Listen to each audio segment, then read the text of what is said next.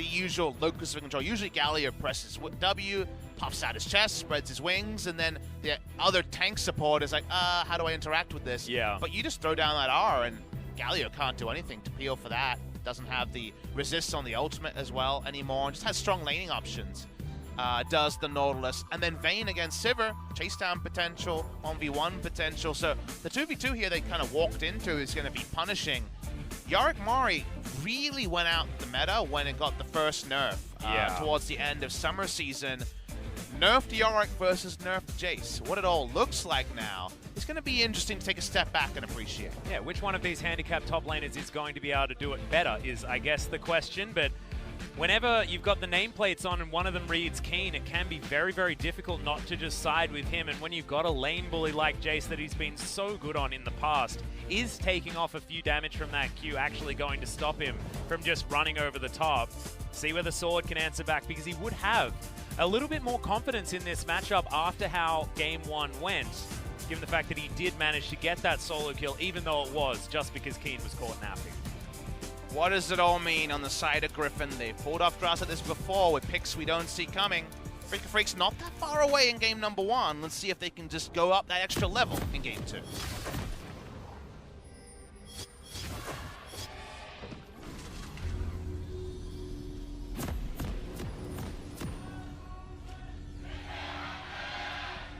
So many Griffin fans in full voice. So many Freecs members running straight at Sword. Yeah. Well, bottom side of the map, Griffin's realizing that everything is very empty, but a lot of vision had already been put down here as we were putting out those fan chants. Only one of the wards going to be swept. Yukar was the one who started with a sweeper. So vertical jungling with a Jace. Very, very standard strategy. Vertical jungling to stop Yorick in his weakest times, which of course pre-6 he has very, very little lane presence. Sheen onwards, Yorick is somewhat of a champion. Pre-Sheen, he just kind of sucks, so yeah. Now at least it seems like Yorick is going to be under the microscope. Yeah. He's actually decided to go into the Resolve tree as well. As you can see, Grasping and Undying has been picked up. A lot of Conqueror was what we saw most of the time for the Yorick. This time going for a little bit more sustain in this lane, wanting to try and keep himself alive, but it's going to be pretty hard to get auto attacks off against a Jace, so we'll see how valuable that is actually going to be in this lane. This is a really weird game, rune-wise. We have five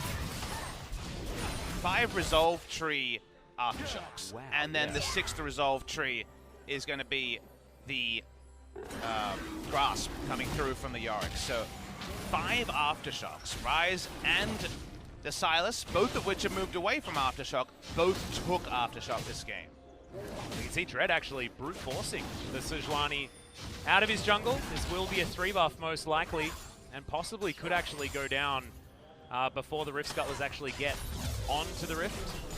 So it might be that Dread's able to even lock down those. It is going to be like 3:15 that those Rift Scuttlers are going to spawn as Sennen moves this cast creep away from the turret so that they can get themselves into a decent position down bottom side. What an interesting pathing decision. Dread is a player who I feel like we've talked of his reputation more than the actual play we've seen. Yeah. In the game, again, known as a super aggressive jungler. His Kindred is the most famous champion. Brainless aggression is what we kind of gave you guys expectations for, but not really what we've seen so far in terms of gameplay. Trying to rush level 3 for a very early turret dive on this Yorick. Yep, Krug's still taking a bit of time, yeah, but the 3 does come in before that even happens. Empowered Shock Blast, not going to be enough. Well, we got Aftershock here, so this could be bad. Yeah, that's a huge minion wave as well. Teleport is going to be used very early, and Afreeca save. Well, thank you very much for that. But and Chovy vacates the mid lane. And you do get Chovy to vacate the mid lane and have his teleport down with no tier to purchase, which actually is really big. So forcing a Rise not to get a very early tier back timing is something that's underrated, but it's a path that Ning, for example, when IG's victories was always focusing on Rises around 3 to 5 minutes to stop them getting a safe back timing to finish a tier. Tier would have come later in this game because no Sapphire Crystal start, but Yukal's able to try to work on as much of a freeze as he can as the next minion wave comes in. Yep. Has all of these minions in Q range though, so likely that he's going to clear them out pretty quickly. You can see the popcorn chickens have been traded on both sides for both junglers.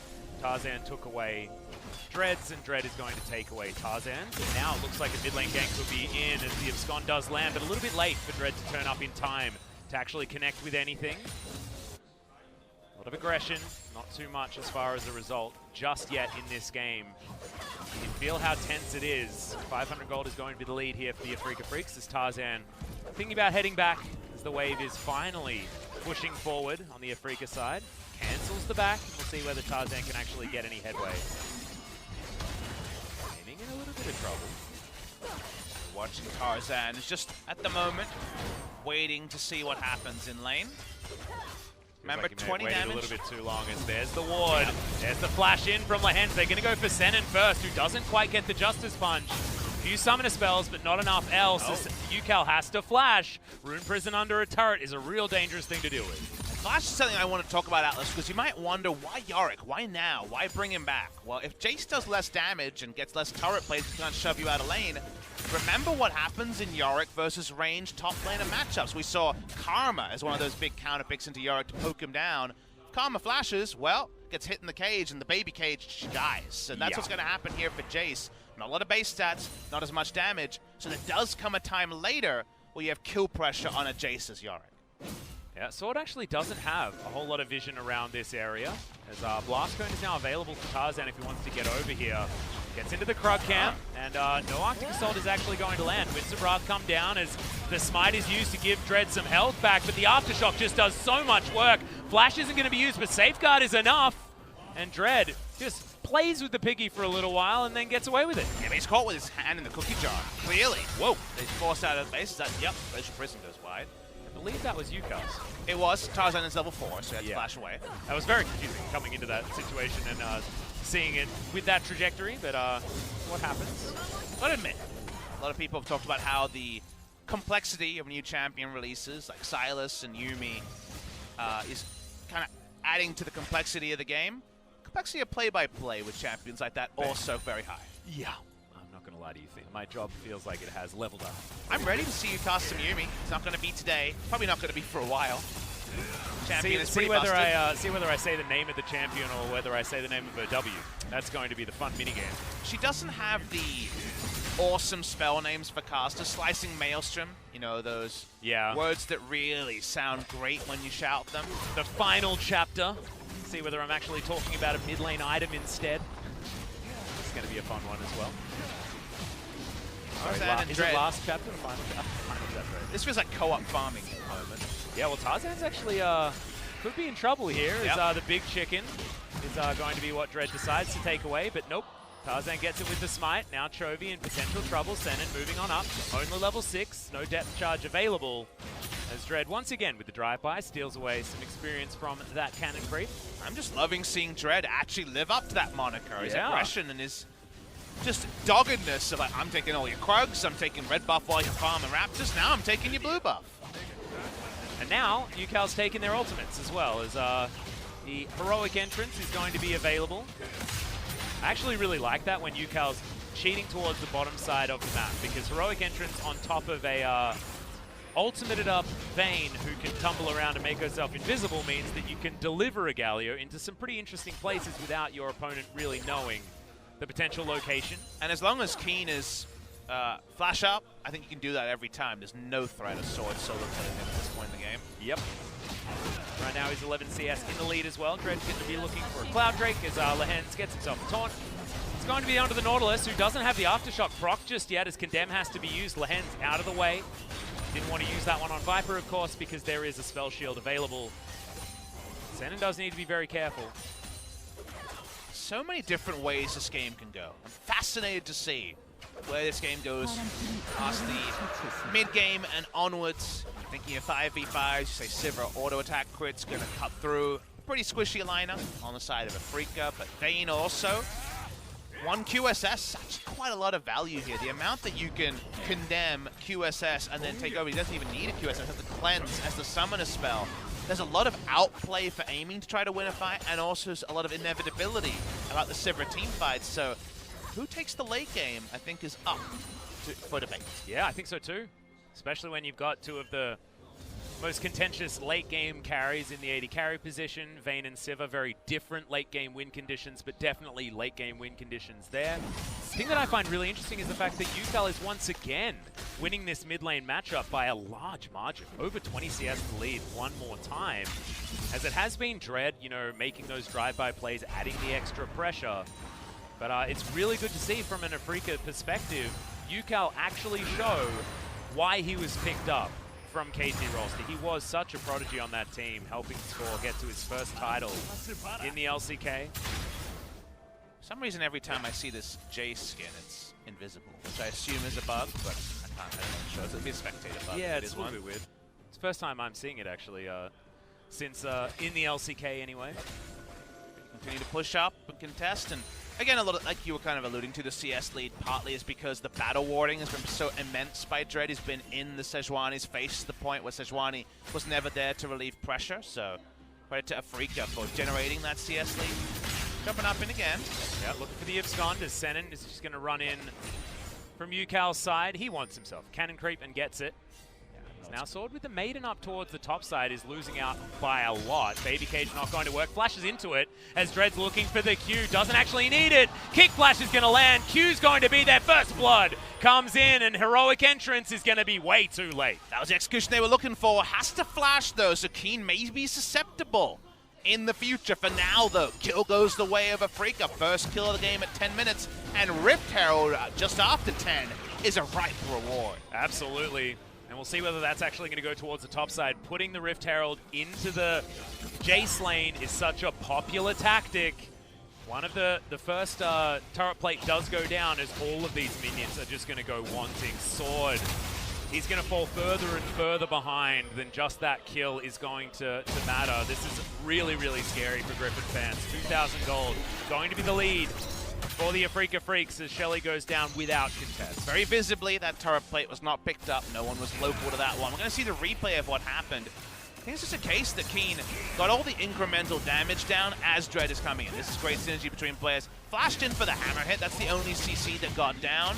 But in the end, that extra damage ended up being pretty important. Otherwise, the hero's entrance would have registered. However, like we outlined, ranged top laners against the Baby Cage, that Yorick W with flash down can be surprisingly burst just with a Trinity Force and the Maiden.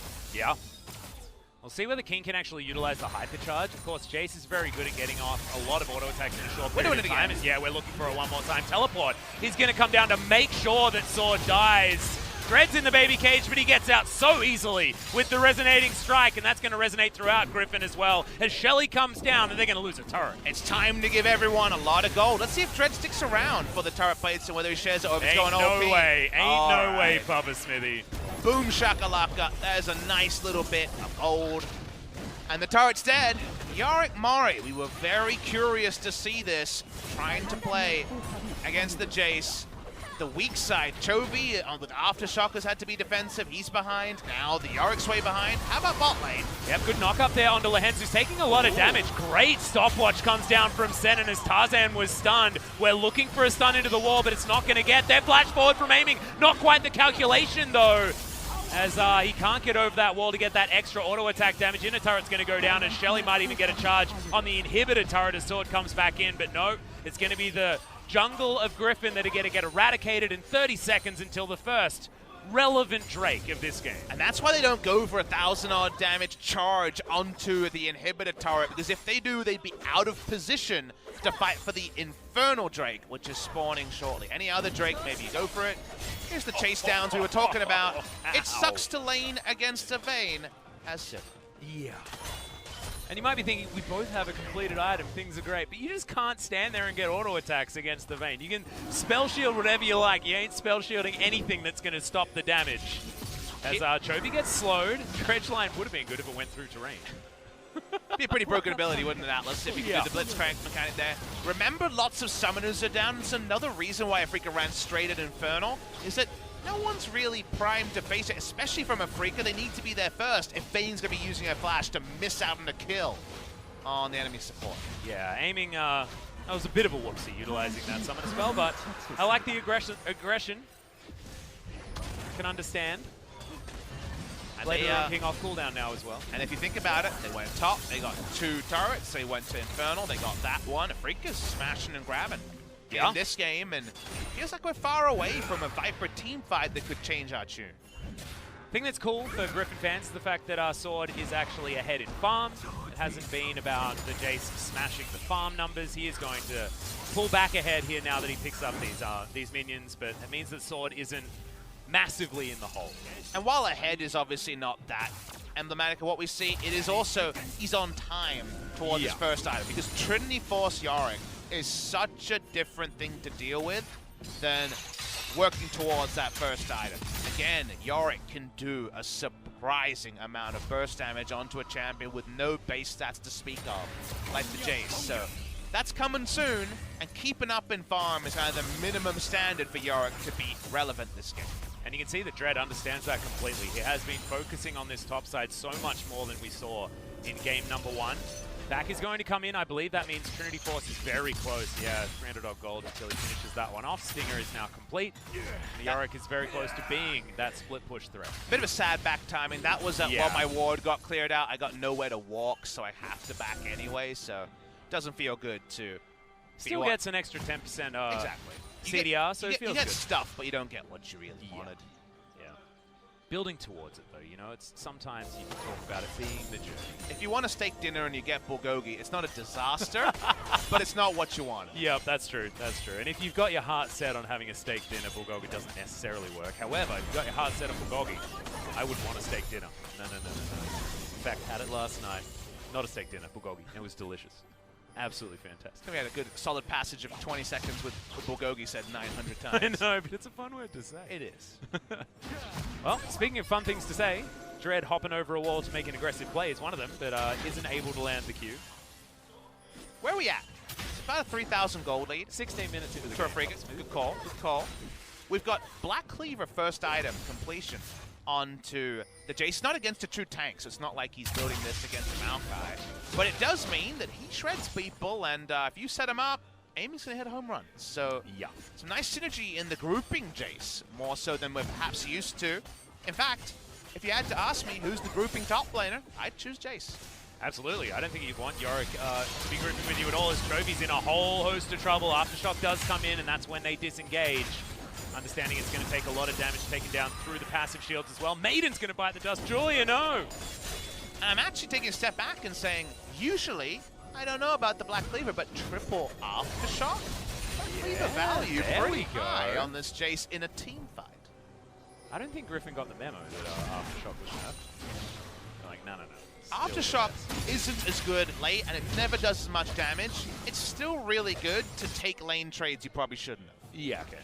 Well, Keeney's going to face check Tarzan, but who's face checking who? Is Arctic Assault is going to come forward. The ultimate is going to land. Glacial Prison is going to be there, but the flash out from Keeney's going to keep him alive. Yukal's going to go golden, but does this mean he's just going to die? Great knock-up comes in. He dashes over the wall. Dread goes over, comes back again, and no one's dead. Papa Smithy, this is all over.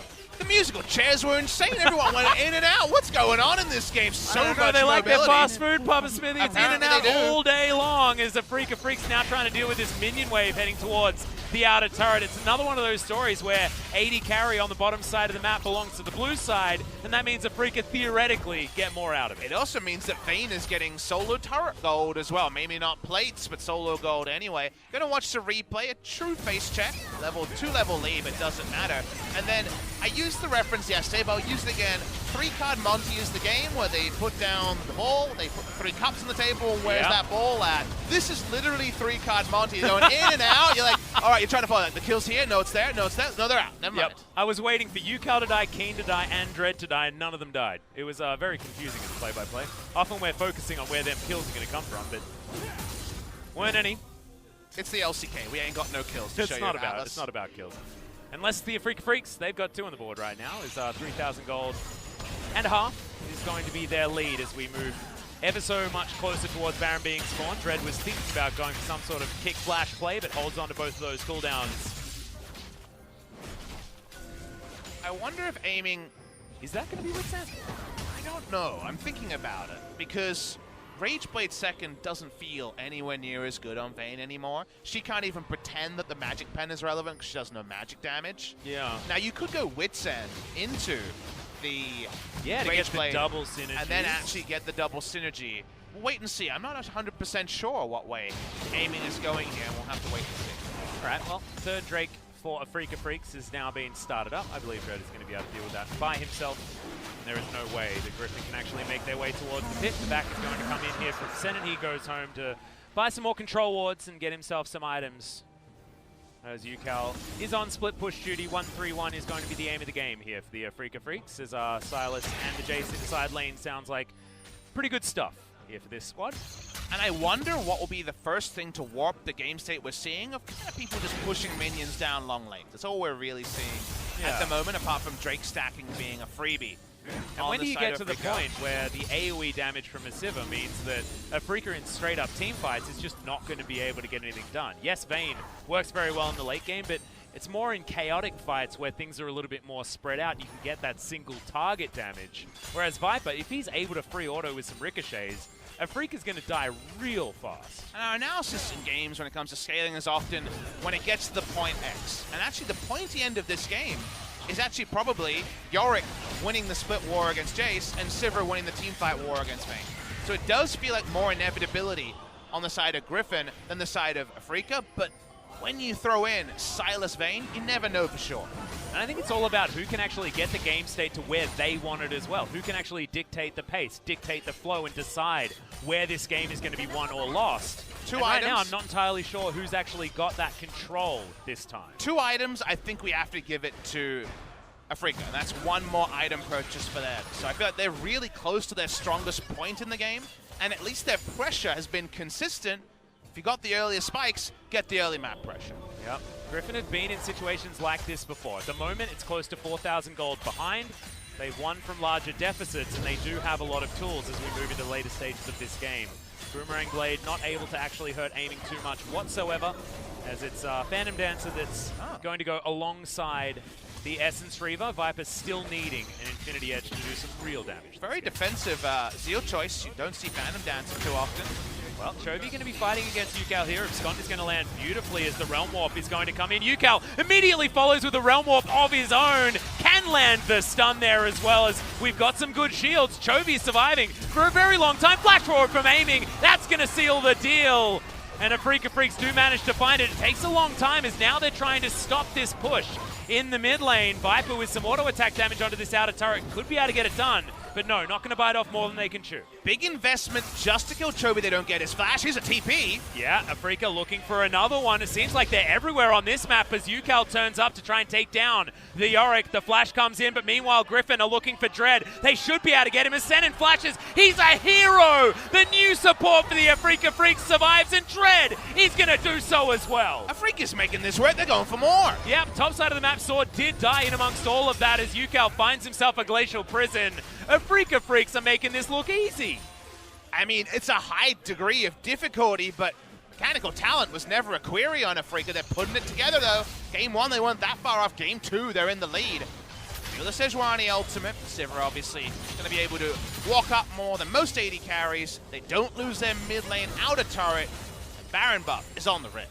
Yeah, Tarzan is also, though, so this could be something that Griffin can contest. Some vision available here for the Afreeca Freecs as the Shock Blast, you can see, not actually hurting as much as it would have in the past as Chovy finds Senin. He gets himself the Aftershock. Glacial Prison's flying backwards and forwards. Heroic entrance is going to be there. Lehens has to get himself out of there, though, as UCal, he decides that he wants to win this fight. Double kill for the Silas Baby Cage for defense. And Afreeca lose no one. They'll get themselves the Baron. And welcome back to the LCK, UCal. It's good to see you in 2019. Afreeca Freecs, like you say, they're definitely going to get the Baron. No synergy between the Griffin members. Sword was walking bot lane as the Ford tried to walk up and contest. And UCal, with this much swagger behind him, ain't letting that happen at all. Oh, it just feels fantastic to see this guy performing to the level that we knew that he could and never showed us in the spring season. I know he's on the Silas. We've had a lot of fantastic Silas performances so far in summer, and it's only been a couple of days. But man, when it's his nameplate, just feels good. As Dread looked like he was caught, but look at the hero Senin, able to keep him alive. Even Dread, the amount he was able to repel with the stasis and flash is death. flashed before his eyes. If this was a near-death experience, he would be able to tell us about the afterlife. But yeah, what is on the other side? Well, I'm going to have to ask Griffin, because Afreeca makes them meet their maker. Watch Yuka on the backline. Yes, he doesn't hit the ult, but they're able to just wombo in. And during this, Yorick's walking bot lane Atlas, and then he's teleporting to an inner turret. That has to tell you that there was no call that they wanted to team fight. And Griffin in the past have trumpeted wordless team fighting. That looked like the bad version of a wordless team fight, a team fight you didn't want to take. Yeah, absolutely. Take him down first, and then let's go Baron, is what Yukal was saying. And maybe he is turning into some sort of leader here for the Afreeca Freecs. 3-0 and 3 gigantic gold bounty here for the Silas. On Afreeca's side, you going to connect? Dread, he was thinking about it. Sword did pretty well to do 140 damage that Yeah, I'm surprised he made it there. Exactly. That's like an E. I think he hit an E. And without any ghouls. Got him. Yeah, or maybe he hit an E on a minion and then one of the ghouls slapped someone or something like that. Does feel like a very small amount of damage. No player's ever had as much swag as a rookie as Yukal last year. If you remember him in spring, the amount of solo carry games, it wasn't that many, but for KT Rolls to have 3 to 5 solo carry games in his debut split, it was awesome to see from Yukal. And games like this remind you of the player we thought he'd be in 2019, but who we haven't seen. Yeah, just so happy that he's back and performing to that level, because seeing Yukal and Keen on this squad just feels brilliant. Are we heading towards a perfect game, Papa Smithy? We hadn't even noticed it, but yes, there has been no scoreboard involvement. This is normally something Afreeca does in game ones, if this was 2018. I don't believe Griffin have ever been perfect game, Dallas. Well, this might be the first time, and there are first times for everything, Papa Smithy. This inner turret is not long for the world, as there are some very low health turrets on Afreeca's side, but you're exactly right. None of them have actually been taken. We've had a pentakill. How about a perfect kill, a perfect game as well? Yeah. And week one's going to be pretty exciting. Exactly. Let's have all the things. Yeah. An upset this would be also. The Freecs do take down that Cloud Drake. That's 4 Drakes and another Infernal. Ooh, nice one. It pays off to rush down those Drakes. Infernal into Elder. And Griffin still have Sivir, but Sivir is no closer to IE at the moment. And it did end up being the Rage Blade after all, but I believe Wit's End is on the way from Vayne. Yeah, it does have an extra recurve bow, and I'm not entirely sure what that's going to do. It's 102, fair bit of money, and that is the Wit's End now completed. A lot of attack speed here for aiming. As Yukal moving up towards top side, they have control of this Baron area, but of course it has been taken. 5 seconds to go, and that one is going to fall down. Not exactly the hugest Baron power play, and after they took it, they weren't able to siege. Vayne notorious for not being able to siege super well, and when you don't have any of the Zeal items, you're guaranteed not to have the extra range. But I'm really not that sure what Griffin's comp does, apart from try to be a meat shield for 6-item Sivir at this point in the game, where they've lost already one Baron, they don't have control on neutrals. It's going to be very difficult to protect the Baron and the Elder Dragon when those are both live as objectives later in the game. Because you look at their builds, and yes, Trinity Force, Steric's pretty good at killing turrets.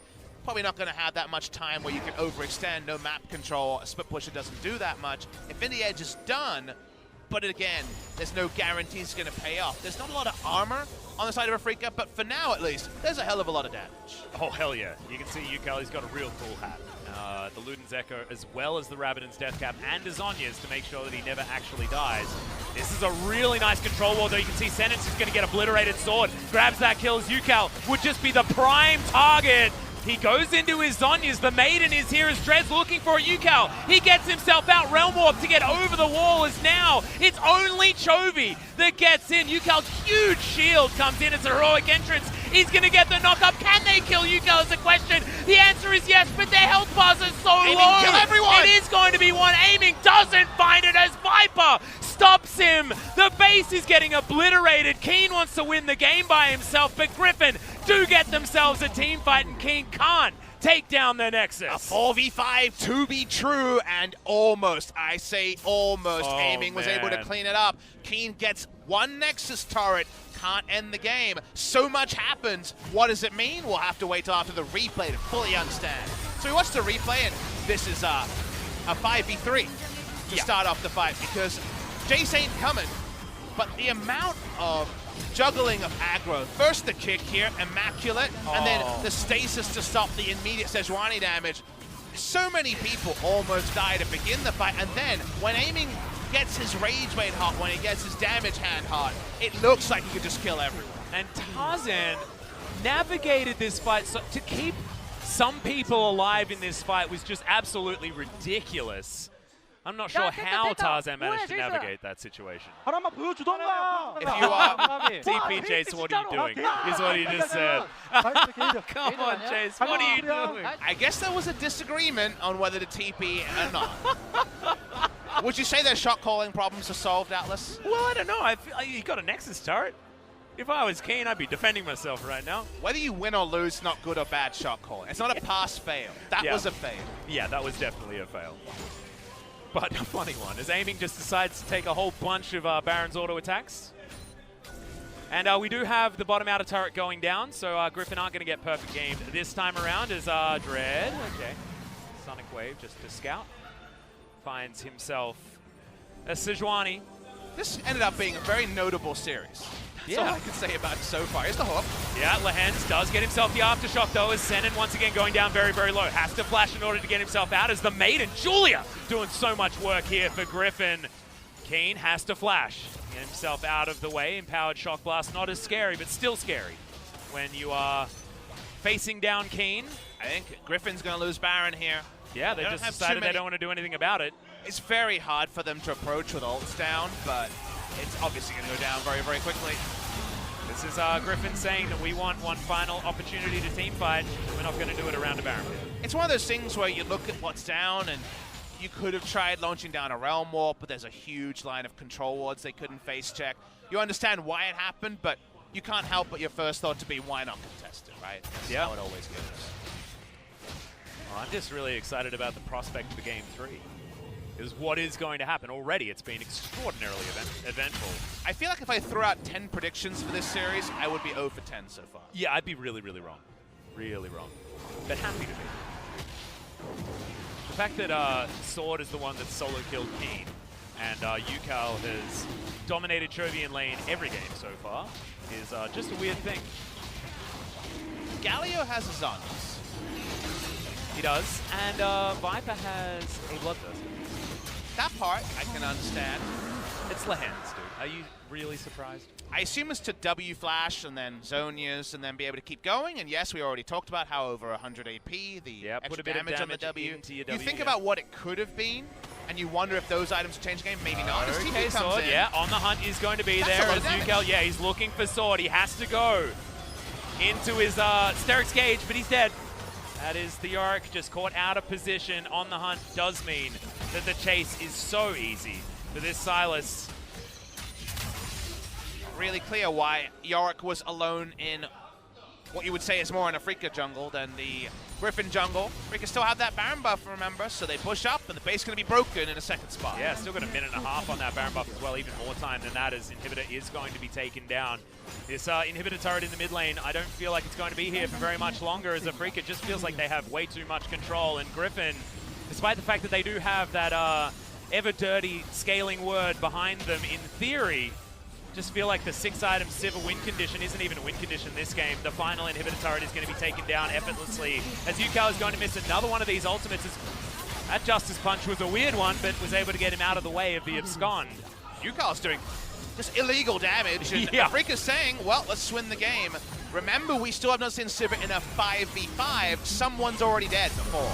Yeah, well, now Griffin are actually going to go for it. Yukal gets into his Zonyas very, very quickly. Justice Punch mistimed there by Lehens. Dread trying to dance around this fight, but he's going to go down. The overpower is going to land from Chovy. It's a 1-for-1 so far, as Lehens also is going to die. Senna now in the front line. Chovy looking for him. Not wanting to overextend his sword. In so much trouble. Once again, it is going to be that lifeline passive that's exactly that. All the inhibitors are going to be taken out in Afreeca. Not looking like they want to try and go too far forward. They got a lot of what they came for. They don't quite get the Nexus, but damn, are they pretty close. Out of the spawn in 3 minutes' time. Does mean that both those buffs are going to be spawning around the same time as Baron fades in 30 seconds. Yeah, but, man, the Elder spawns and Afreeca gets it. I find it it's going to be really difficult for Griffin to do anything because there's 5 Drakes behind that Elder. And even though there's only going to be a couple of minutes between objectives, you run at one of them, and whichever team it is, you explode the objective. Watching the replay of how this all happened, eventually Dread does die to some follow damage, but with all the minions live, no way Griffin can chase any further.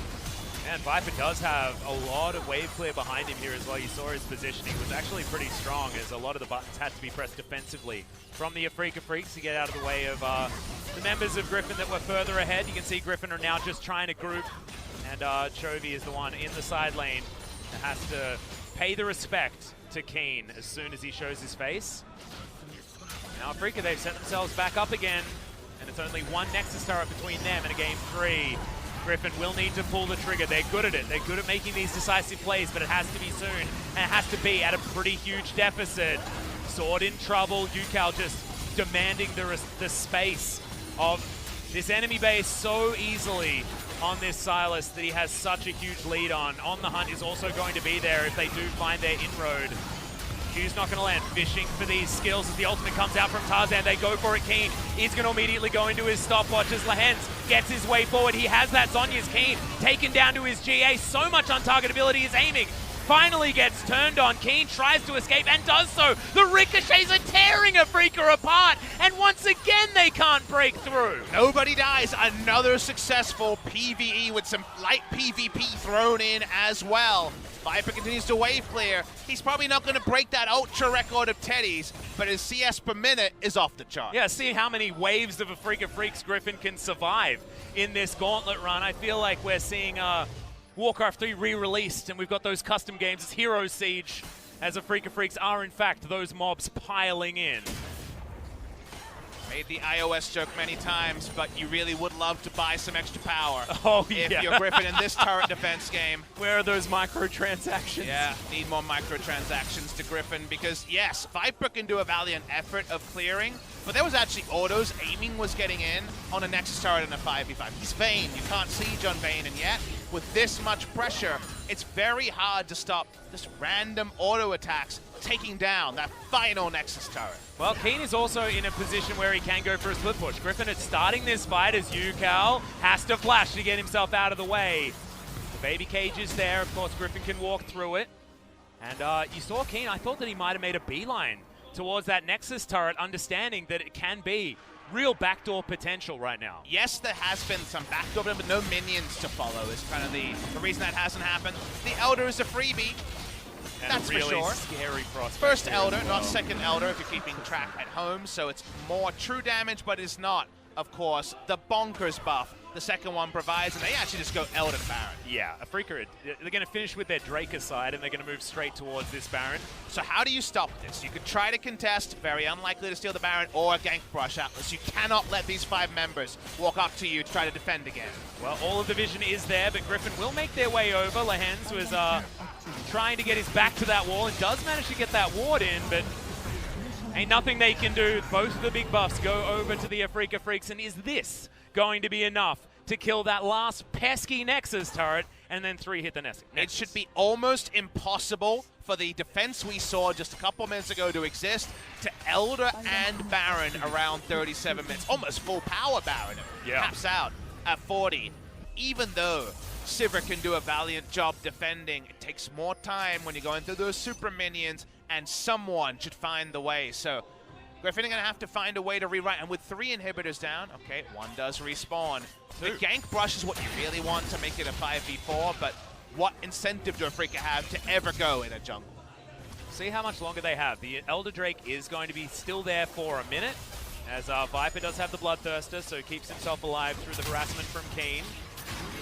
Okay, Aiming's just going to dive forward onto Tarzan. A very aggressive play on this Vayne as Sorn finds himself on the wrong side of this fight. The Maiden makes her way out there as well. Julia gets through the base gate as Griffin will have to give up all of their inhibitors one more time.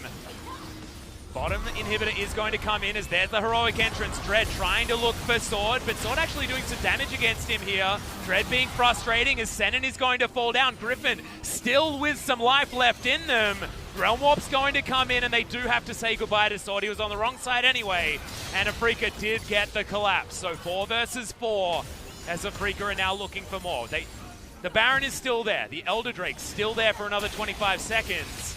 This is still a fight in Afreeca's favor. Griffin trying to change the battlefield by having Sword stay around the backside. He gets a 1-for-1, which is something, but it's 4v4, still even numbers. Afreeca don't feel bold enough to walk up to that pesky Nexus turret just yet. And Viper is doing a lot of damage to these creeps as well, even through the Baron buff, as you can see. So Afreeca is really struggling to get past the backdoor bonus onto this turret. You can see it's actually regen quite far up. Dread can't get in there. Their siege is actually abysmal when it comes to actually getting damage down onto these turrets. They do turret damage, just can't get near the turret without being ricocheted to death. And this is why we said earlier, 20,000, 21,000 gold so far on this server. Obviously, most of it being put to waste at the moment. Sell the boots, Viper. Come on, mate. If you look at Afreeca's comp, no one can really build armor.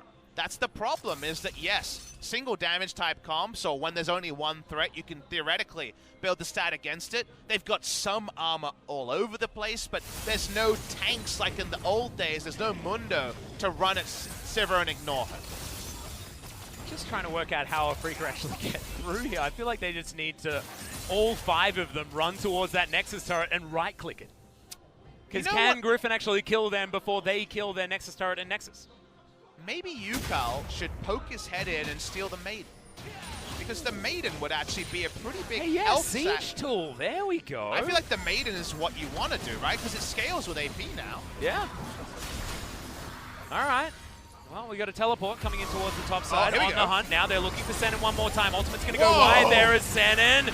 Can they kill him in time is the question. Afreeca are just looking for their inroad towards this Nexus turret. But Griffin, they find their way back. The Maiden is going to be taken out, but that is not a Griffin member as Yukal steps forward. A lot of damage from Griffin as he does have to step immediately all the way back. That's a free pick, and Griffin hold on again. It was a 5-man knockup, but it didn't matter because they were playing multiple lanes.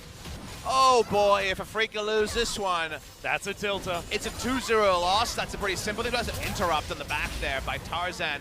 But again, losing your first match when that was so important in the spring season for these teams looking for form. You spend all that time in the offseason putting together your best plan, and then to lose in this fashion and then say, oh, whatever, we'll play again, we'll put it out of our mind in 2 days. Yeah, best of luck. Yeah. Well, minute and a half on the Elder Drake. They have another chance to build up all of those big buffs.